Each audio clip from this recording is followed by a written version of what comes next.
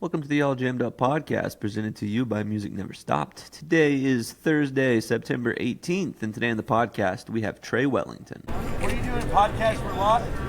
Yeah. Come be on a lot podcast. Yeah, hell yeah, All Jammed Up. This dude's doing a podcast. If you want to be on some podcast, come give an interview. Hell yeah. All Good morning, fools. Welcome to the All Jammed Up podcast. I'm your host, Clint Dotson, and today we have Trey Wellington. He is a banjo player. Sure you heard of him. And I've been trying to get that dude on the podcast for, since I started it. Back in, I think probably February is when I reached out to him for the first time. And we were going to do it then. We're going to do it now. We're going to do it here. We're going to do it there. And, we finally just said, you know what? Fuck it. Let's just do it virtually. So we did it. It was really fun. We discussed his new album that's coming out soon, Heart on the Table. It's got some hip-hop influences on it, as well as being a bluegrass album, so I'm excited for it. I think it's going to be a pretty unique, and he's got some heavy hitters on it, John Maylander, Royal Massat, Sierra Hull, and some other people I don't know, but I'm sure they're cool too. So I think it's going to be a cool album. It was a really good interview. We get into a lot of different things. He gives us his Mount Rushmore of rap, which is the first time on the Bluegrass Jam Band podcast. And then we saw Sierra Farrell on Monday, so Chloe and I recapped that a little bit as well and to get into some other things now that Mr. Billy Strings has announced 4 nights in Asheville next year. See you there. But yeah, let's go ahead and get right into it. Trey Wellington. Hey, it's happening. Everybody stay calm. What's the Everybody procedure, stay calm. everyone? What's the procedure? Stay calm. Yeah, man, I'm glad we were able to, I feel like we've been trying to do this for as long as I've had the podcast. I know, man. I'm so glad we could finally do it. I hate we couldn't do it in person, but I'm glad we could at least do it this way. Yeah, our family dog was having some issues, and we're trying to keep. I'm up here this weekend and trying to keep an eye on her. Yeah, man, I know how the family dog situation goes, man. You got to look out for the family dog when you need to. Yeah, totally. Where do you live at? Where at? I live in Nashville, Tennessee. But right now I'm in, I'm up in Boone right now. Oh shit! So you were gonna drive all the way down here? That's kind of a hike then.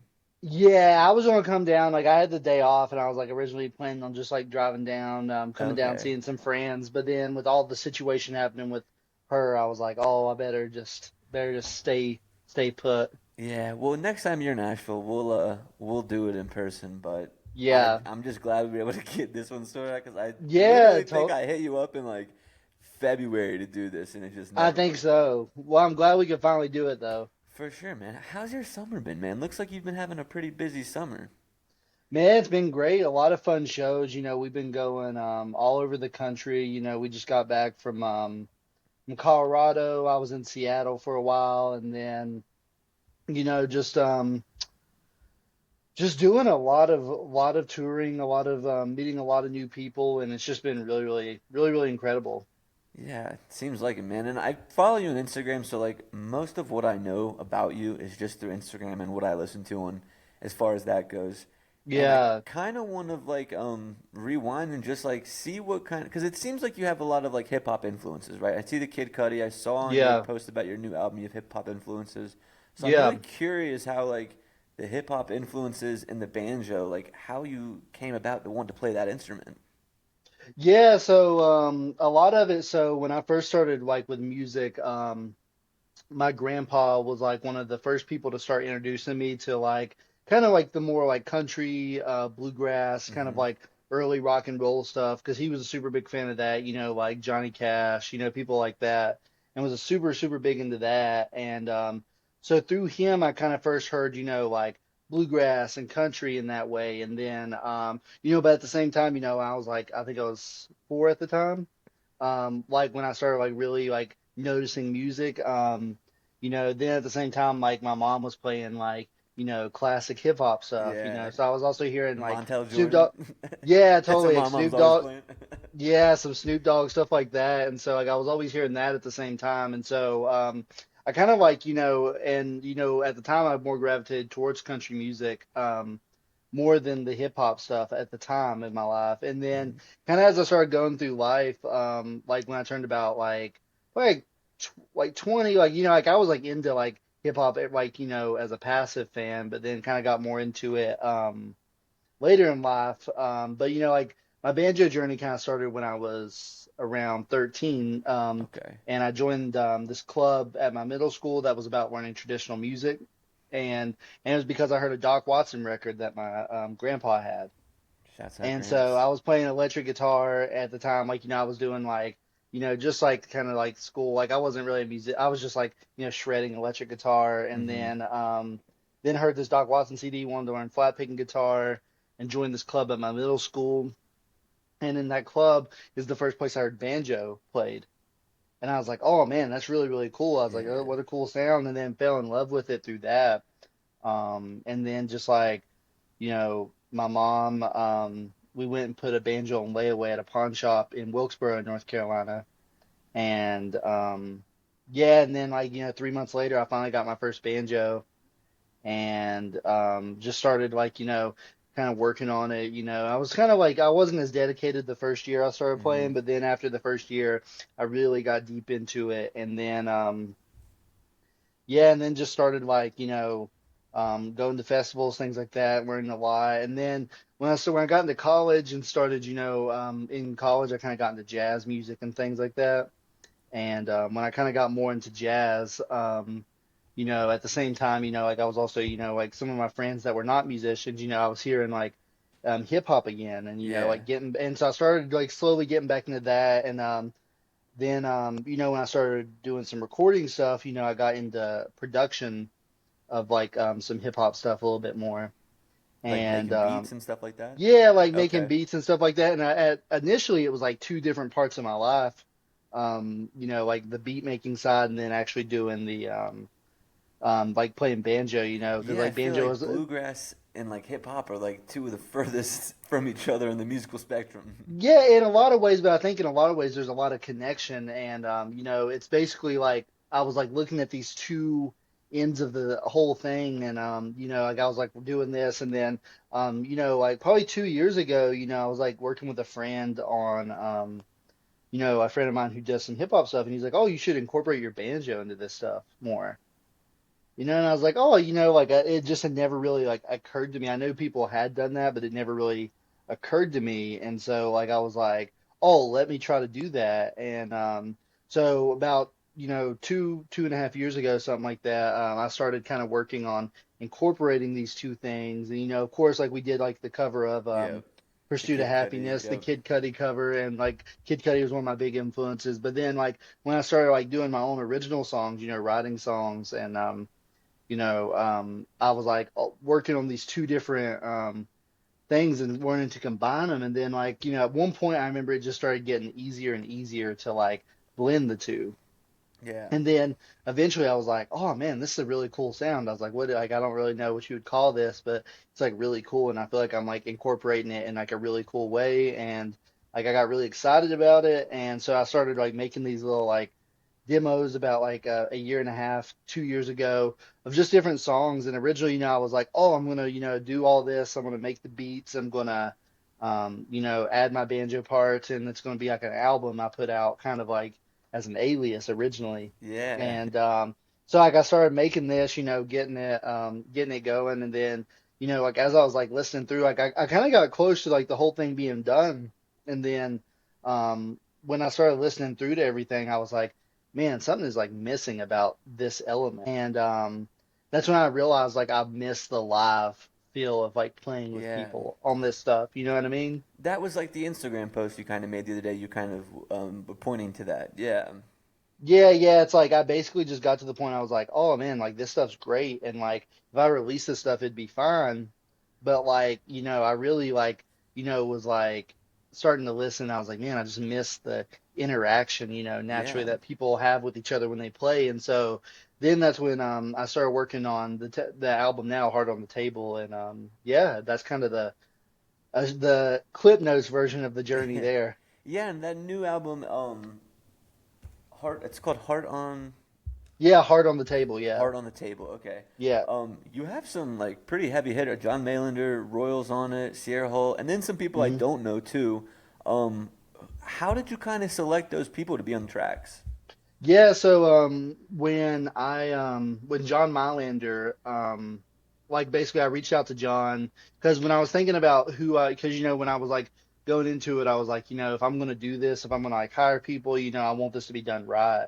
And like I just realized like, oh, I think I need somebody to like help me with this and help me Yeah. get my vision across because it was like I kind of did these demos and I was like I could go in and say play the demos, but I really wanted somebody who could like kind of instinctually know some like like how to do like how to put everything together. Yeah. And at the time I was listening to a bunch of John Mylander's Forecast albums and Hmm. just loved like when I was thinking about the tone of the album I was like man I was like the actual tone, not the sound but the tone of it. I was like, oh man, this is kind of like right up what I'm thinking. And I knew John was like a really open-minded musician, and like that was the biggest thing is like for this, it's like the biggest thing is I wanted somebody who was like really open-minded. Yeah. Because Yeah, I feel like like they kind of have to be for the music yeah, you're like making. Yeah. exactly, like going into this, I feel like you just kind of have to like be like you have to be open to like it not being like your like trad, Yeah, it's bluegrass not album. traditional. I'm not doing it. Yeah, Yeah. yeah, and so I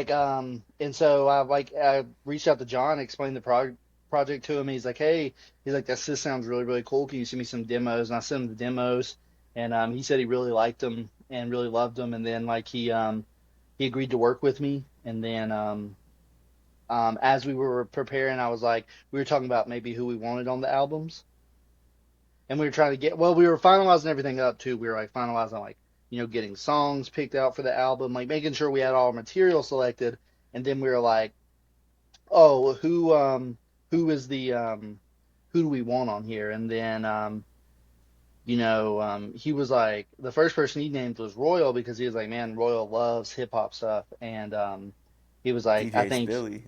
DJ Spilly, he's on there, and he like so he like was like, yeah, Royal loves hip hop stuff. I think he would be like a really really good like kind of fit. And then I was like, yeah, that'd be awesome. I was like, I love Royal's bass playing and like loved all his work that he's ever done. Now, And did you so have a relationship with Royal at all before this, or was John just like, "Hey, we can Royal will do it"?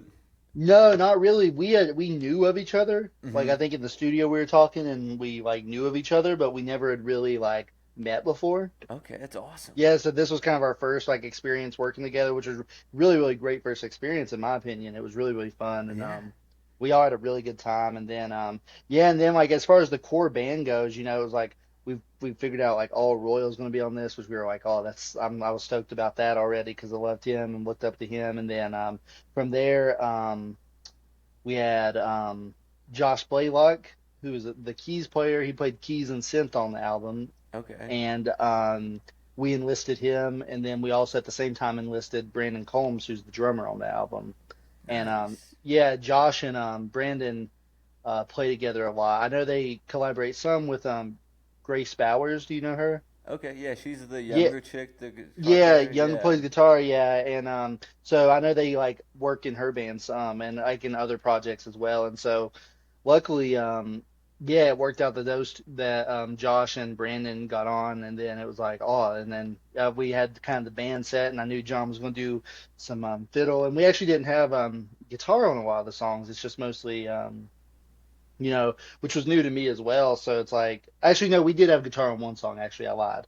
We had guitar on one song. Now, are you singing in this one? Because I know the EP is kind of just more instrumental. Is there going to be more vocals on this track on this album? Yeah, yeah, it's all Nice. vocals. Yeah, it's all Okay. like and it's like a lot of it's like, this kind of like rap or spoken word kind of idea. Okay. Yeah, and it's turned out really, really, really cool. Yeah, that's a really unique project, man. I'm so glad that we got to do this because now like I saw Yeah, it and I was just totally. like, oh, it's just gonna be like a bluegrass album. So that's really sick that you have. So you have drums, synth, Royals on electric bass. Roy's on electric and acoustic bass. Okay. And then John's on fiddle and he plays guitar on one of the tracks. Partially, we like did like we split the guitar duties on one of the songs. Like I played like most of it, and then he did the outro to the song. Okay. And And Sierra Hull then she's on a couple songs too, right? yeah, yeah, she's on one song. Yeah, One Sierra's song. on one. Okay. Yeah, and she's yeah, like I was yeah writing an instrumental for the album. and I was like, man, I feel like this needs like once we got done with it all. Like originally, I was like, oh, going to keep it the core band and add a few guests in, but then I was like, when I was like playing this, I was like, man, this is like missing something. And I thought about it and thought about it, and then like I came across a video of Sierra playing something, and I was like, this is what it needs. It needs. And so John reached out to Sierra, and I had known Sierra a little bit before, but he reached out to Sierra, and yeah, and she agreed to do it and got her on the album, which is really cool. Yeah, that's awesome, man. So like being like, having this rap and spoken word over these typically traditional bluegrass instruments, it being as like well tapped into the scene as you are, do you have anyone that's kind of just like, what is he doing? Or is everybody kind of welcome to this like kind of new idea that you're presenting?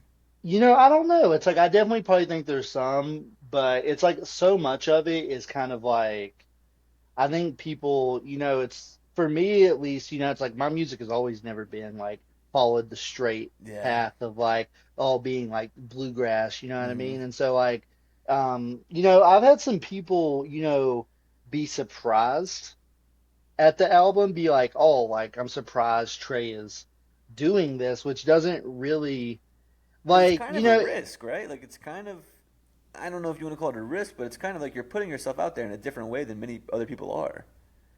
yeah, I mean, I definitely think it's somewhat of a risk, but it's like everybody, in history, every Yeah. musician who's really broke a mold and like, changed the way music, like, people think about a certain type of music, they've all had to kind of like go through that like Mm-hmm. breaking of the mold. They've had to not be like, they've had to be controversial for a minute, for whatever reason. I And always think of John Hartford, like he's a yeah, John perfect, Hartford, it's yeah. like his music's not for everybody, you know what I mean? Mm-hmm. It's like and that's okay. And it's like the same with me, but I think like so often too, I'm like one of the things that got me the most inspired to do this project was actually I was at a um festival and I remember this guy raised his hand. I was doing a workshop and this guy raised his hand and was like, are you glad to be showing, like he said something to the effect of, I can't remember the exact question, but it was like something to the effect of like, are you happy to be showing the kids and the urban youth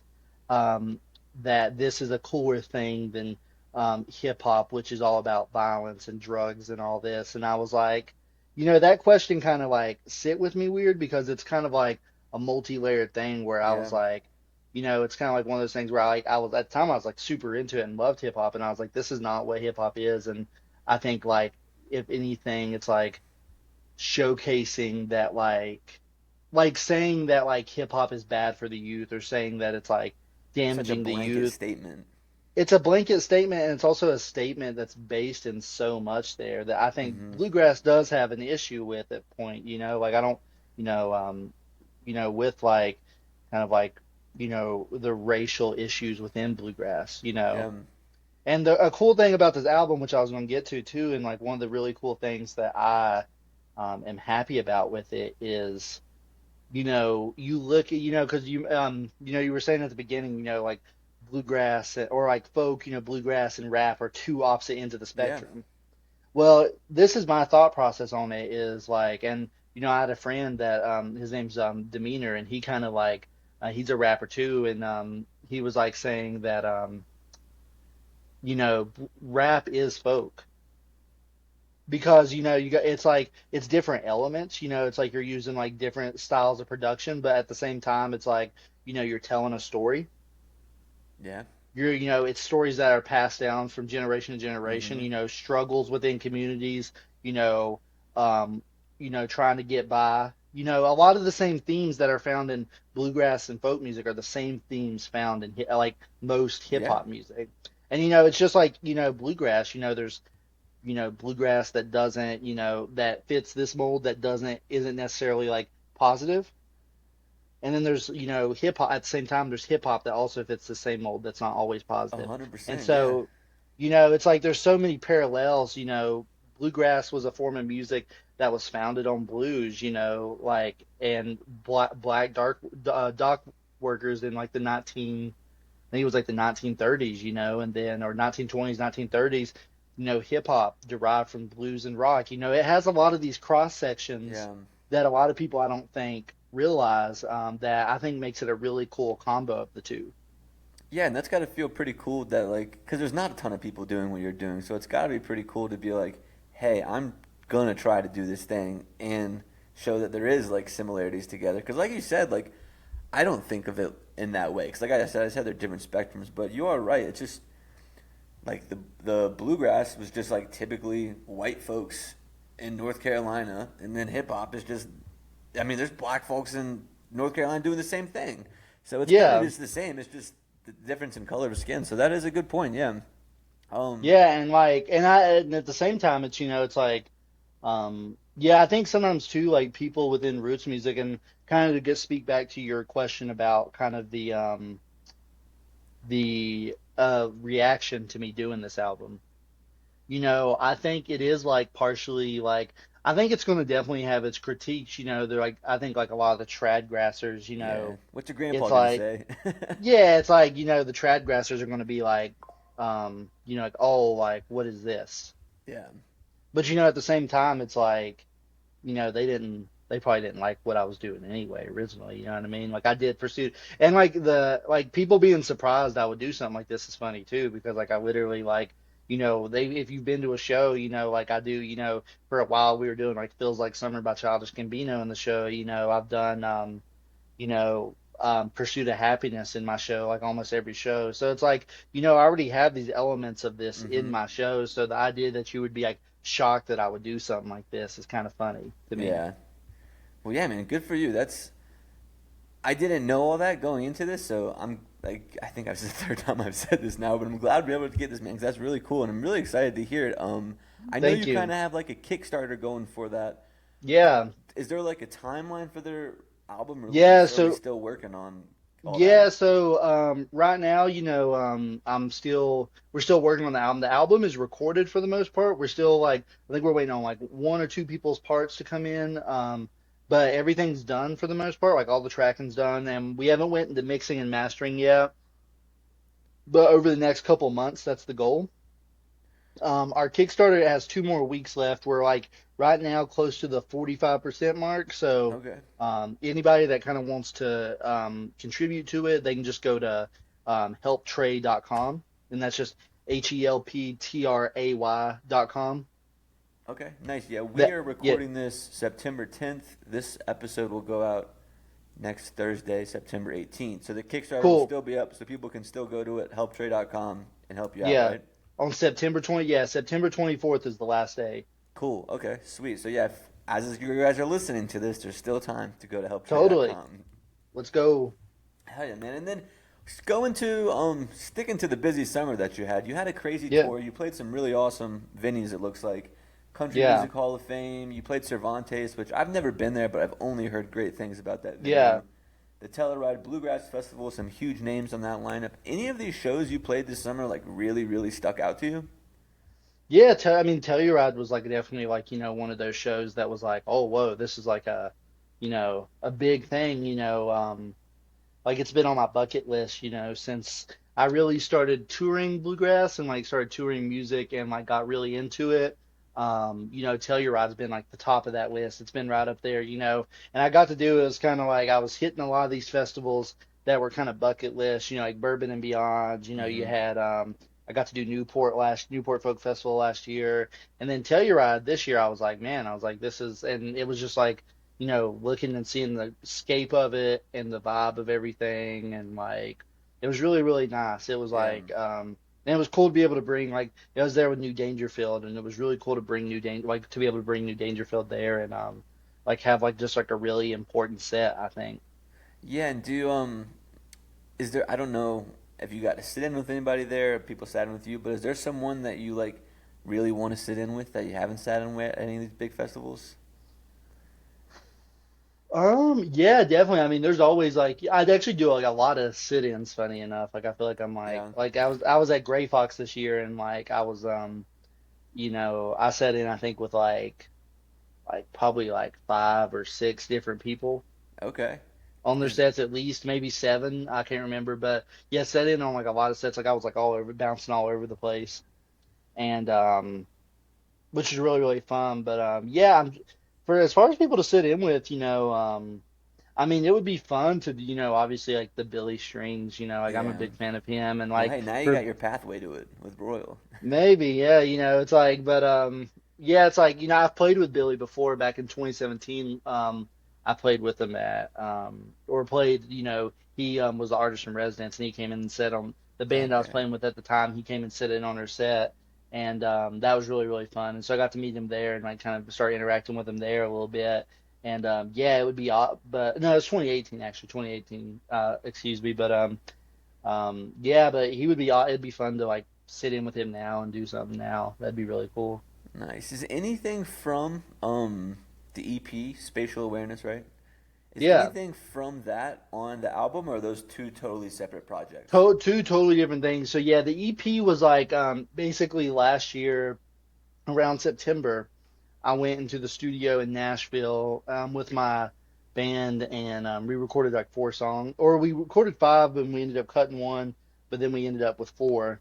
Okay. And yeah, it was the four that were on the album. It was Moon in Motion 2, Moon in Motion 3, Northern Skies, and Man on the Moon. And yeah, and so basically, yeah, we recorded those, and I was like sitting on them, like figuring out what to do with them, and then finally, like, I was like, oh, you know what? I'm just gonna get them mixed and mastered, kind of like get these done, at least have, and I was like, I don't know if I'm gonna release them or if I'm gonna do, more of like a maybe have more of a kind of like what the word would be, like demo kind of thing, I Yeah. guess. But then I decided, I was like, you know what, these are good, and like they turned out really well. And like I showed them to a couple people, they're like, oh, these sound awesome.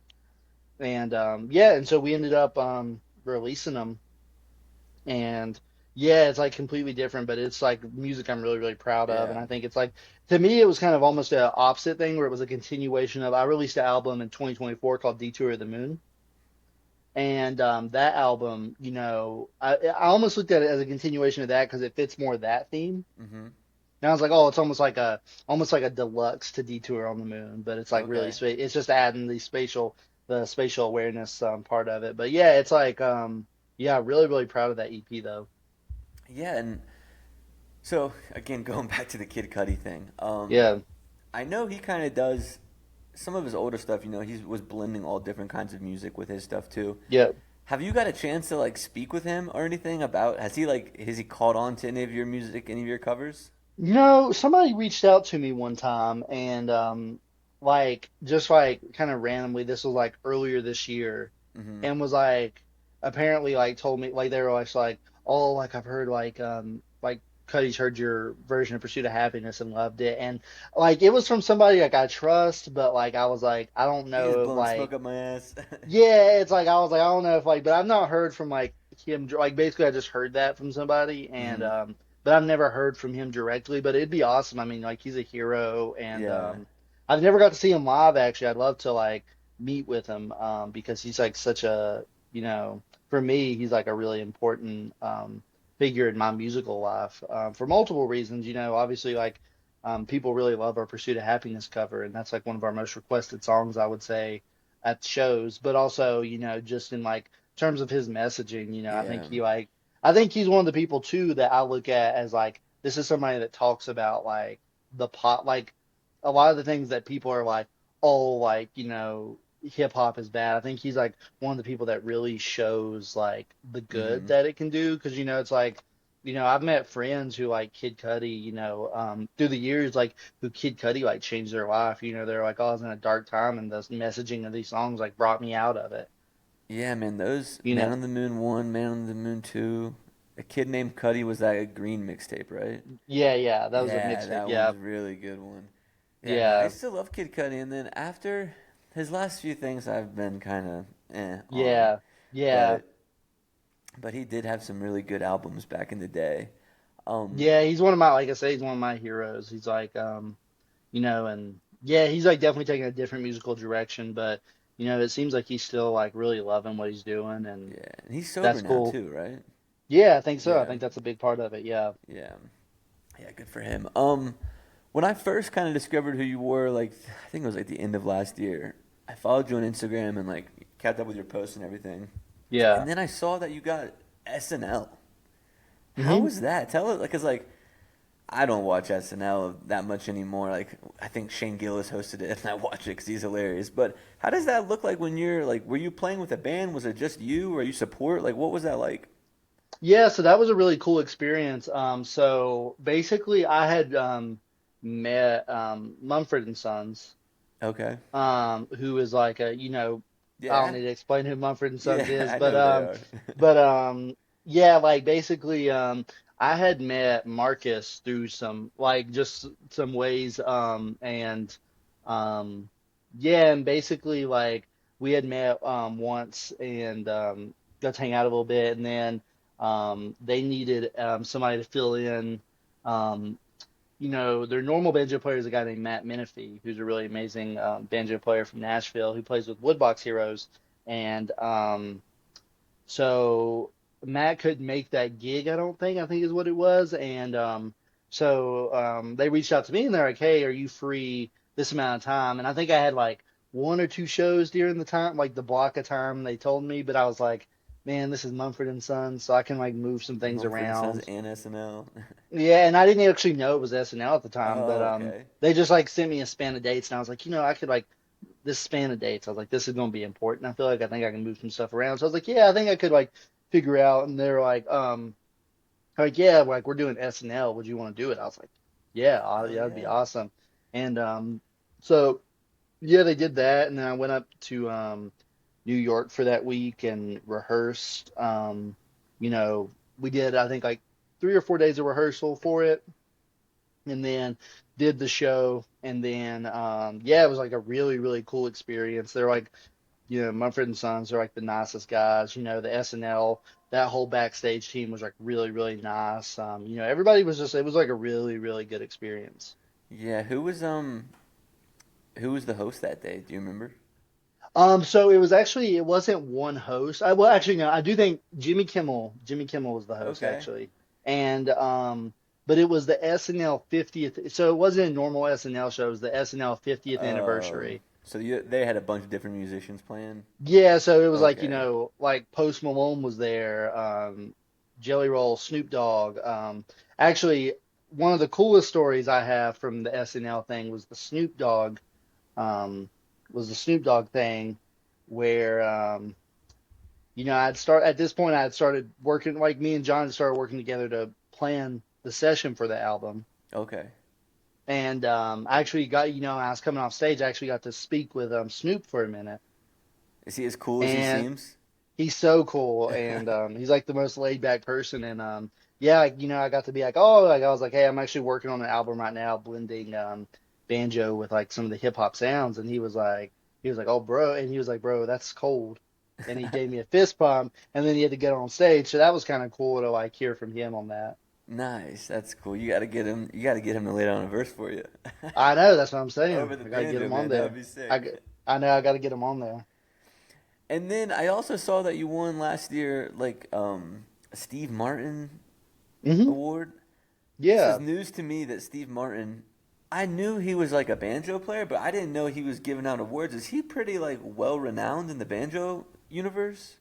Yeah, I would say yes. I think it's like a different, like, he obviously like his main thing is like acting Mm-hmm. and comedy, but he has a really big passion for bluegrass music. He grew up like playing it and he just kind of started like, um he had like a series of albums with the Steve Came Rangers.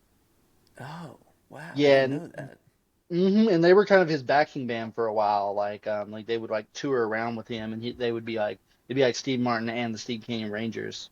Okay. Um, Dang. and then yeah, and so they're like Steve like just is like a really big fan of banjo, and most recently he's been doing stuff with Allison Brown, who's another amazing banjo Mm-hmm. player.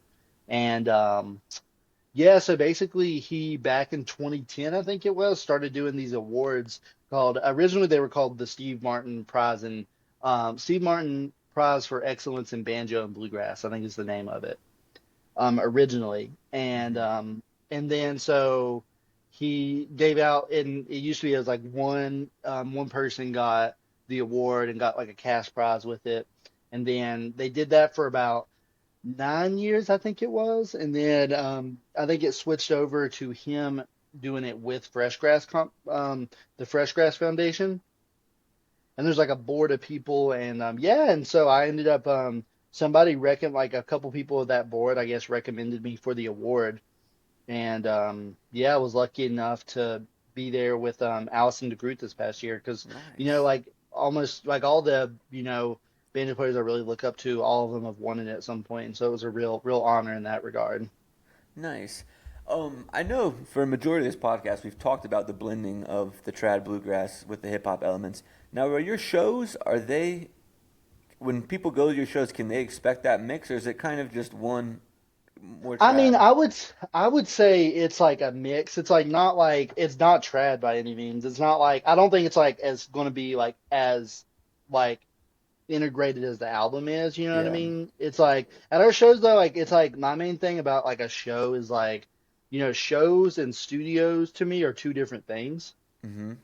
And so the studio is more like, okay, I want to get this message. I want to, have like a really refined message here. And my shows, that's where, I want to connect with people. I want people to Yeah. have a good time. I Make them want people to feel have a good, something.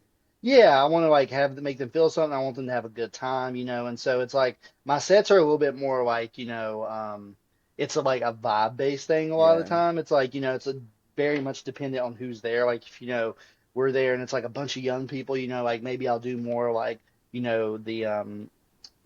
kind of the like like I'll do more of a mix of things, and then sometimes like if I'm playing like a trad like I don't really play many trad bluegrass festivals anymore, but if I'm playing like a At straight up Telluride or like something. yeah, like even if I did tell you right, I'd probably be more open to doing some of the other stuff. But if like I'm playing like a trad bluegrass festival, so where I'm not going to come out and like you Play some Kid know Cudi. yeah, well, we'll do Pursuit of Happiness, but like it's funny actually, Pursuit of Happiness goes over surprisingly well. Yeah, that song's a banger. It has to. Yeah, it's such a banger, and it's like, but it's so funny. It's like you would think it like trad bluegrass festivals, like people would hate it, but like a lot of people really like that song, like Hmm. and know like a lot of people at the festivals know it, which is funny. And yeah, but it's like yeah, for me, it's like not really. It's like a mix of things. It's like well, there's definitely a lot of jazz. I would say it's more like a mix of jazz and bluegrass at my like at this band shows. Okay. Yeah. And as far as like being a fan of music, like who are you listening to that kind of is like doing it for you right now? Like whether it's someone in the jam band scene, someone in the bluegrass, someone in the hip hop scene, like who is kind of the music that you're listening to? And it's like, how can I, whether it inspires you to incorporate your own music or just inspires you to whatever, what is it for you? Yeah. Man, like so much now, it's like I look at people who are like, yeah, especially for me, it's like I kind of look at kind of in a similar thing, like where I was talking about, like I look at some people for, well, it's kind of like the mix of like there's some like studio stuff and then live stuff. Yeah. So I kind of look at it at two different spheres. So for like studio stuff, like I'm a really big fan of like Corey Henry. He's like a big influence of mine. He's like an organ player that he has like a funk band called Corey Henry and the Funk Apostles, which I really love. Okay. So I Corey really love Henry. his, yeah, I really love his stuff. Like I'm a fan of like, when it comes to bluegrass, I'm a fan of a lot of Billy stuff. I love like Sierra Farrell a lot. Dude, I'm seeing her Monday and I'm so excited. First I'm like time. I'm a yeah, she's so good. And like I'm like a super big Sierra Farrell fan. Like I'm a super big fan of like there's a singer-songwriter Bella White I really like. Hmm. Tyler Childers. It's like I like a lot of like the kind of like modern like folk like I'd say like I'm more like right now in my life like when it comes to acoustic kind of music, I'm more into the like folk like Sierra Farrell Yeah, like yeah, people yeah. like that like I Hmm. really like that stuff, but then like there's a lot of great jam bands right now doing it. Like I still love like the jam band thing like Infamous String Dusters, right, for jam band stuff, and like bluegrass, they're gonna always be like way up for me Yeah. because like I love what they do so much. Are you a Charlie Crockett guy? Yeah, I do like Charlie Crockett. Yeah, Yeah. I've not listened to a ton of it to be honest, but I have seen some of it, and I've like really like I've seen him live a few times, just like at festivals that we've all played together, and I like super big fan of him. Yeah, I kind of lump him in with that like Sierra Farrell, Tyler Childers, like folky music, and he's releasing so much music lately. It seems like every week he's Totally. releasing a new song or a new something. Yeah. And then when it comes to like when we're talking about live artists as well, it's like 'cause like sometimes like there's artists I really love in the studio that I'm not Yeah. that don't hit me the same way live and vice Hmm. versa. Live it's like I'll be like Sierra Farrell show is like incredible. I really love her live, I'm really good friends with all the guys from like MGQ and I saw their show and they put on like a really, really cool Yeah, show. they're It's awesome. like they really like they're just really good at like capturing, for what they do, they're really good at like capturing the audience and like Hmm. trying to, and so I really like them like for that. And, yeah, lucky enough, like Josiah used to that plays fiddle in there. He used to be, with my band until 2024. Yeah, we talked about. I interviewed the whole band like back in February, and you actually came Yeah. up. He actually brought you up in that interview. I remember. Oh, cool. I think he was the one who told me about SNL actually. Oh, cool. Yeah. I don't get to talk about rap a lot in this podcast, but I do listen to some rap. Who for rap do you like to listen to a lot? Man, I have a ton. Like I love like probably my number one is this guy J. Cole, who's like a North Okay. Carolina artist. Yeah. Yeah, love J. Cole. Like obviously we already talked about Kid Cudi's up Mm-hmm. there. And then Childish Gambino. Yep. Love Childish Gambino. There's this guy Boldy James, who I'm a real big fan of Okay. right now. I don't think I know him. Um, and then yeah, he's kind of like more underground, but he's really amazing. There's McKinley Dixon. He just released a really amazing new like it's kind of like a jazz fusion album that's kind of Oh, in the that's hip hop cool. vein, and it's called Magic Alive. It's a really really great album. Yeah, and then there's a lot of the classic ones too. I love to listen to. Yeah, I've been listening to a lot of like at my work, someone just puts on like music throughout the day, and Yeah, lately they've been putting on Tribe Called Quest lately, and I'm yeah, really Tribe into Called that Quest. lately. Yeah, that's like that's like chef's kiss when it comes to Yeah, that yeah. stuff. Yeah, it's I like love so Kendrick good. Lamar. Kendrick Lamar is always Yeah, good.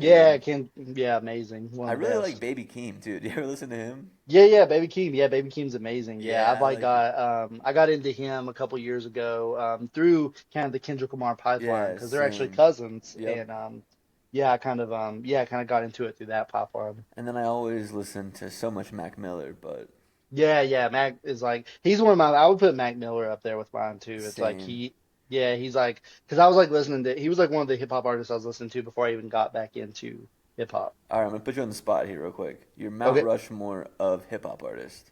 So your of top hip hop four. artists. I'm gonna say, and this isn't my favorite actually, but I'm gonna say my Mount Rushmore for me is like J. Cole. Um, like I'm gonna put Kid Cudi up there. You gotta put I'm Kid on Cudi up there. yeah, Yeah. I'm gonna put Cole, Cudi, Andre 3000. Okay, it's So a we good got one. J. Cole, Kid Cudi, Andre 3000. And yeah, I think I have to go like Kendrick Lamar for that last one Okay, though.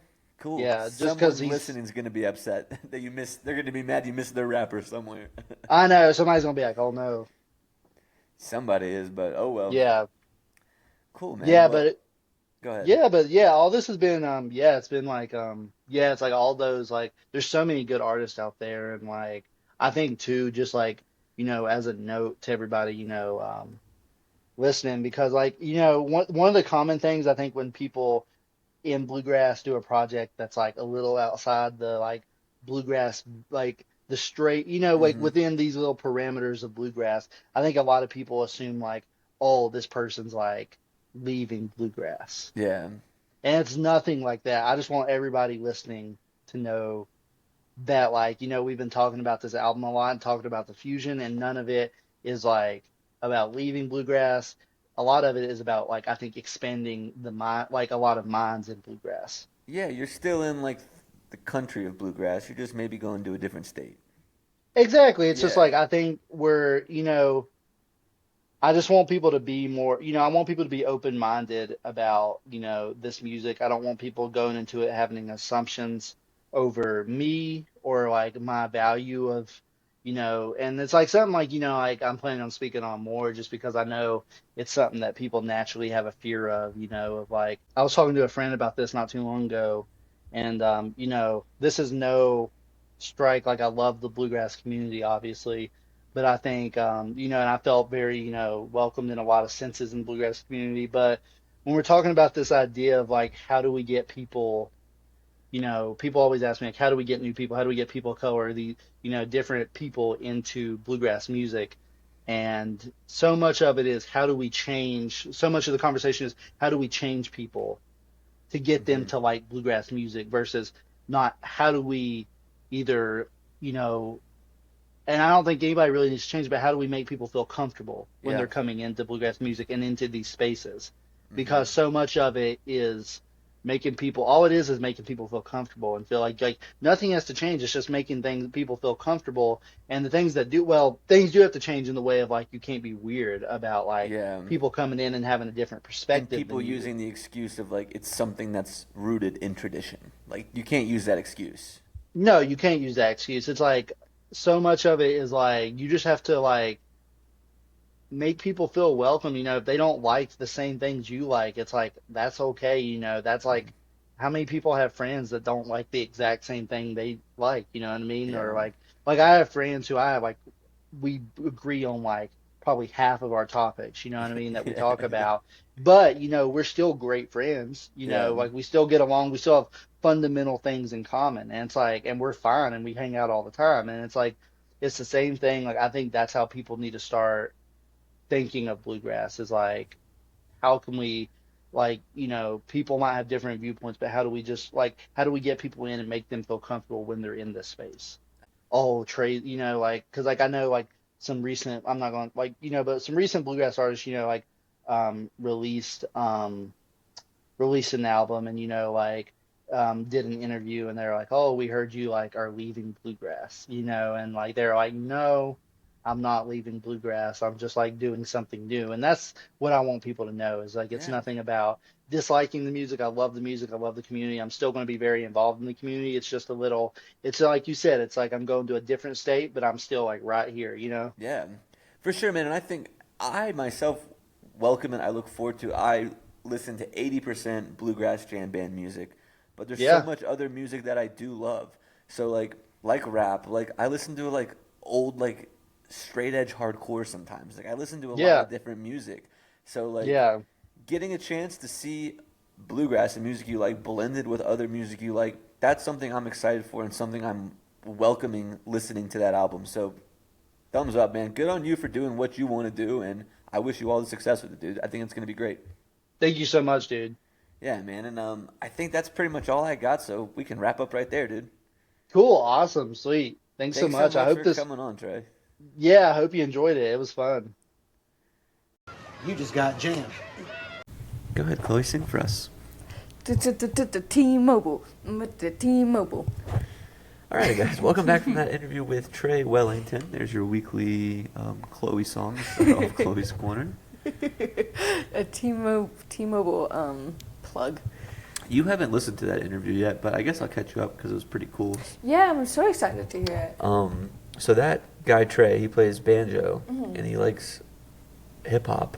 Mm-hmm. So his next album is Hip hop banjo? it's like John Maylander's on it, Royal Masat's on it on playing bass, and like John Maylander's like making some beats. He's playing banjo. Trey made some beats too, and then it's like spoken word over. Ah. Yeah, and there's like That's Sierra super Holes on it too. interesting. So it's gonna be really cool. Yeah, I'm excited to hear it. That's super cool. What's his like hip hop influence? He likes Kid Cudi a lot. Nice. I can get behind that. I can respect that one. Yeah, he said his Mount Rushmore of, let's see if I can remember this. Kid Cudi, J. Cole, Andre 3000, Kendrick Lamar. I don't even know Andre 3000. The guy from Outkast. Andre the Giant? Nope. Outcast. Hey! Yeah, which one is Andre the Giant though? Andre the Giant is a wrestler. Andre in Outcast. The main guy, Um, the singer guy? I think it's just two guys. Andre 3000 and Big Boy, maybe? I think that's his name. I want a nickname. I've always in my whole life wanted a fun, cool nickname. But you can't ask for a nickname. Outcast is Andre 3000 and Big Boy, yeah. I would love a nickname like Big Boy. Oh, please. Sound off in the people. comments for Chloe's nickname. Please call me Big Boy. That's my petition. Billy Strings, you can open with that. Okay, so yesterday, what day is this? This will be coming out on Thursday. So Monday, I think? Tuesday. Tuesday, Billy released. And then we got the pre-sales today. Yeah, so Tuesday, Billy announced, is it like a fall? It's winter tour. Winter tour. Bad at that. But 4 nights in Nashville, basically. 3 nights in Nashville, 2 nights in Georgia. And then... That's it? I think there was another. Just Nashville, Athens, and Asheville. Oh, I didn't hear you say Nashville. Asheville, Nashville, Athens. That's the hard part. Every time someone say, "Where are you from? Where you live?" Asheville and Nashville just sound exactly the same. Every time I make a clip and someone says Asheville, it always does Nashville. Yeah. Every time. We exist too.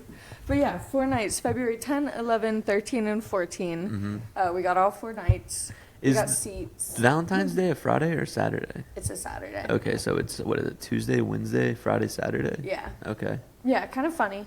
But, maybe he'll pop out somewhere for a Sunday show. Ooh. I wonder if the whole city is going to be only Billied out again.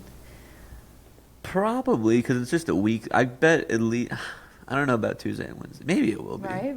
Because it kind of was even in between last year. Like the days between were still Yeah, Billy stuff. I'm excited. My parents bought tickets for February 10th, so they're going to come and stay for February 10th. I told them if they can get the 14th too, they probably should. Yeah. So 3 days next month, 4 days in February. Yeah. Woo woo. We're going to be busy little buggers. And then maybe we can send it to Nashville too.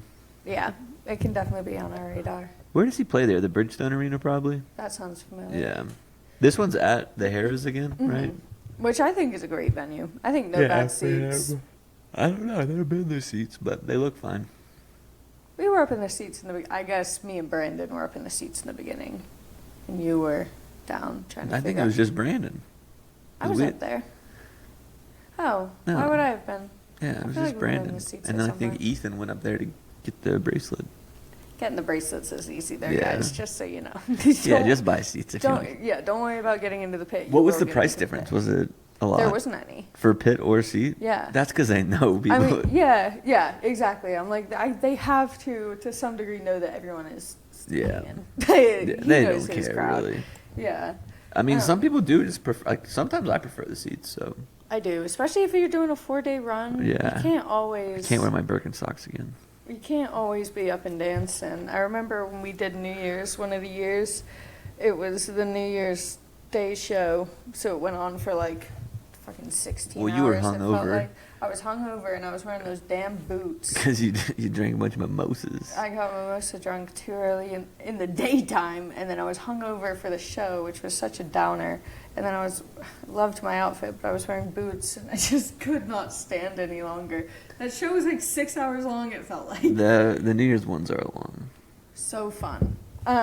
So yeah, get tickets for that. See you Today there. was pre-sales when we bought them. Maybe a 2-day lot podcast? Ooh, who knows? Yeah, we're debating what days to do them. Maybe the first and the last. I gotta be able to get Billy by then, right?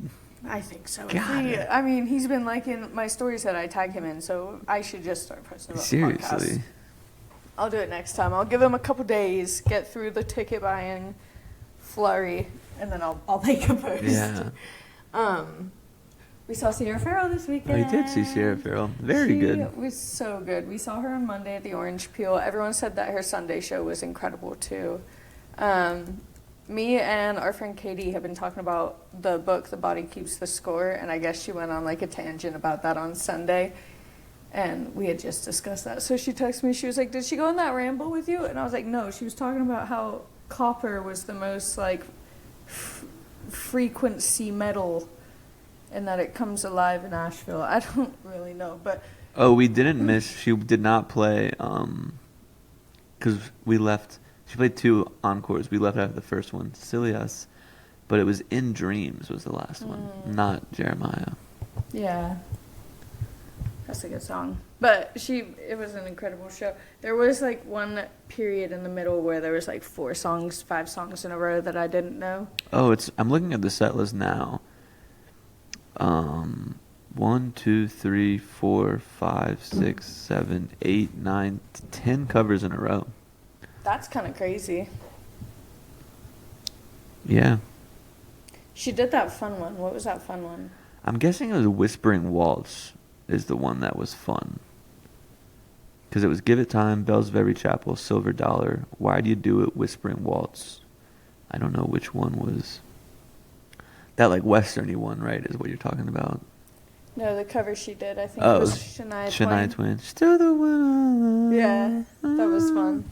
The one that you liked, it was like the third song, and yeah, it had that like Mexicali. Yeah, it's either Why Do You Do It or Whispering Waltz. We could find out after. Yeah, we'll have But to yeah, look into it. her band was a lot cooler also than I thought that they were. Yeah, they were super sick. Yeah, they were. The band was really, really good. She did Me and Bobby McGee too the other day. I don't know what that is. I'm bad with song names. So am I sometimes.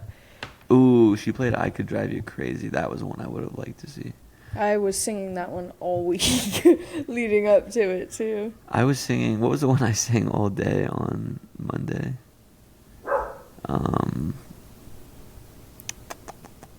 I'm American Dreaming. Yeah, and you got that one. Yeah, I like that You one. did get that one. And Bells of Every Chapel was a cool one That one's too. a fun one too. And that was, I think, like the second song she played or something. Yeah, she was super cool. She's awesome. She's definitely one of my favorite like artists at the moment. It was fun to see her. And Bucks won. And the Bucks won. So 2-0, baby. yeah.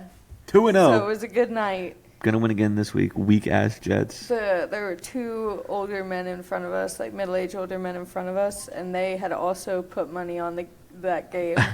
And listening to them, they were both drunk in like the most pleasant way. Yeah, they were. They were just having the funniest conversations. They were The one talking guy- way too loud. The one guy who just kept patting the other guy on the shoulder and be like, "It's fine, we got this. We're in the clear. We're in the clear." I was wrong, buddy. He's like, "At least you bet the over." He's like, "I didn't bet the over. You told me not to." He goes, "Oh, I was wrong."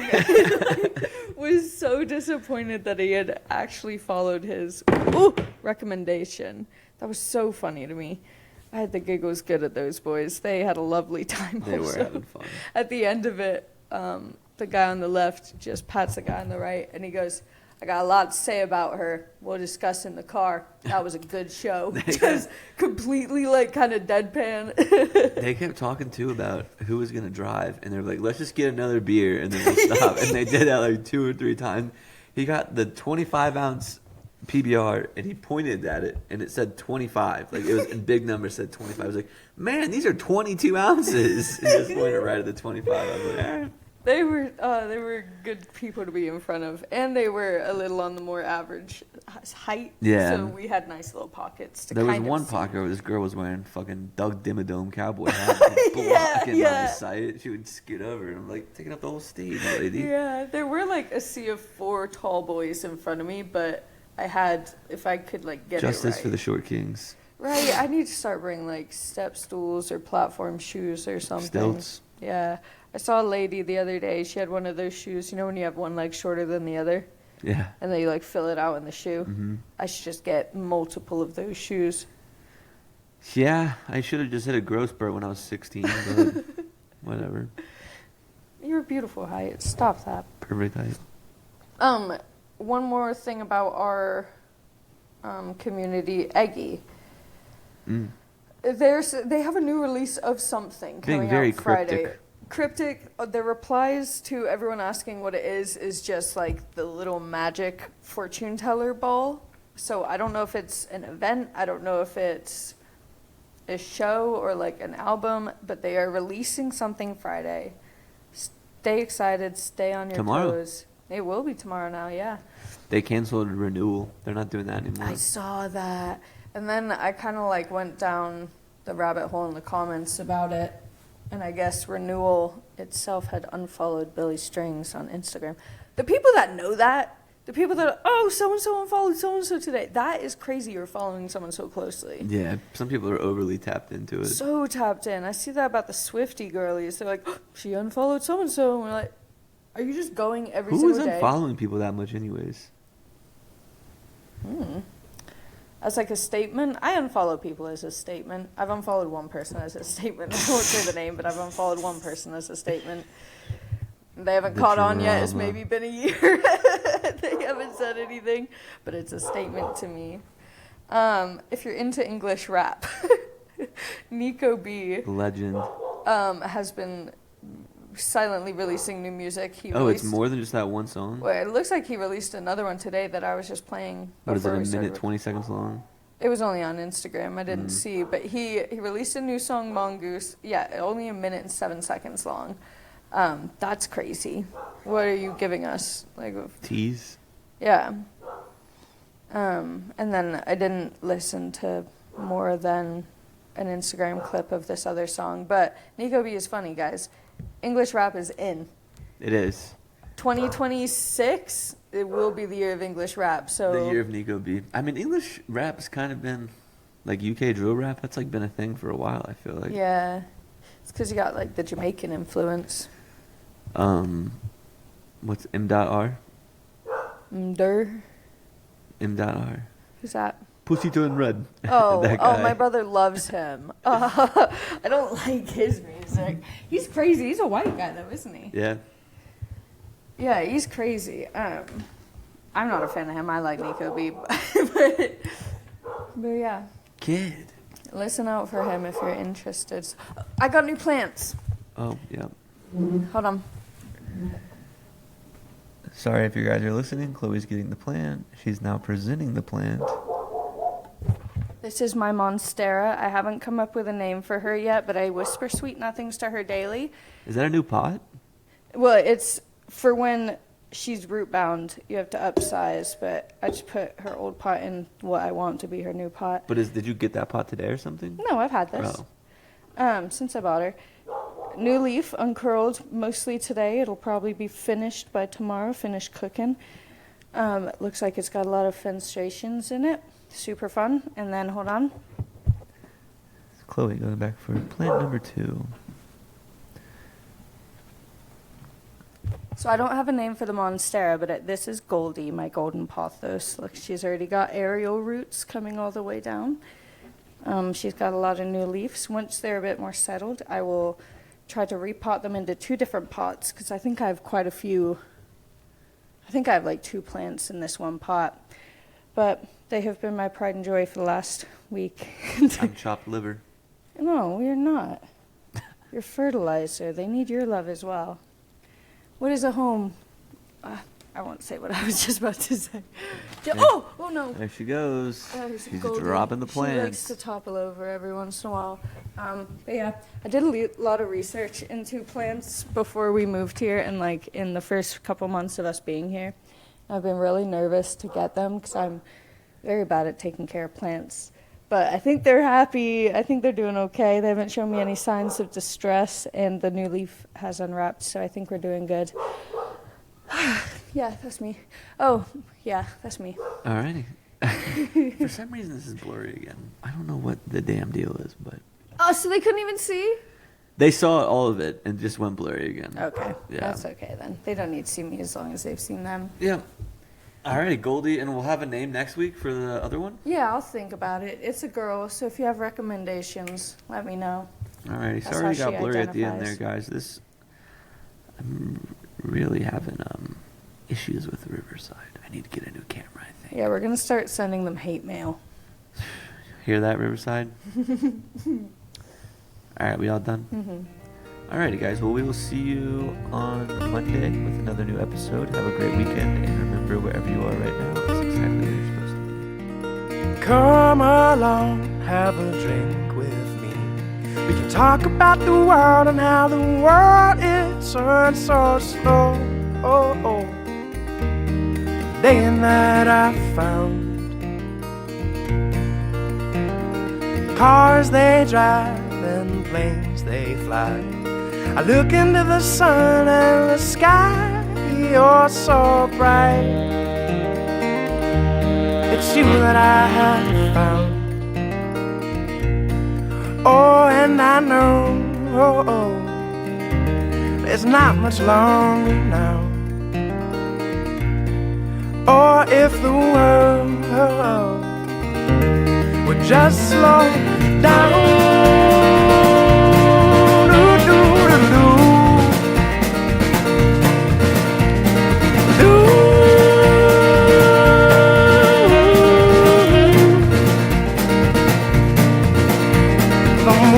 The stars, they sail across the sky, and I could watch you dance all through the night. When the rhythm is right, oh, and I know the sun is rising now. Or if the world would just slow down.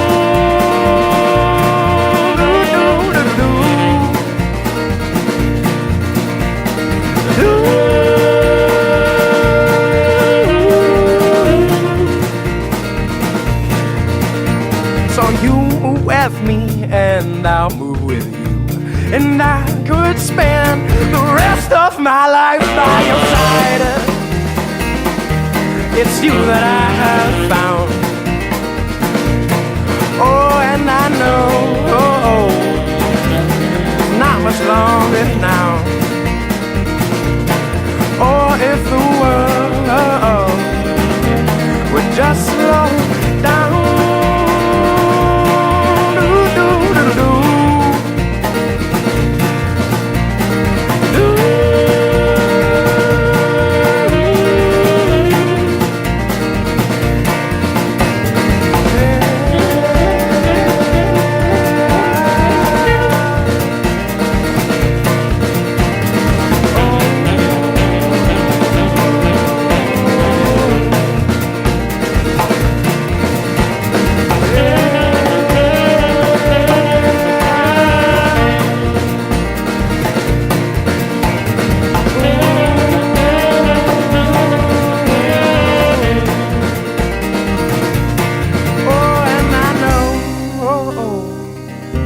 There's not much longer now.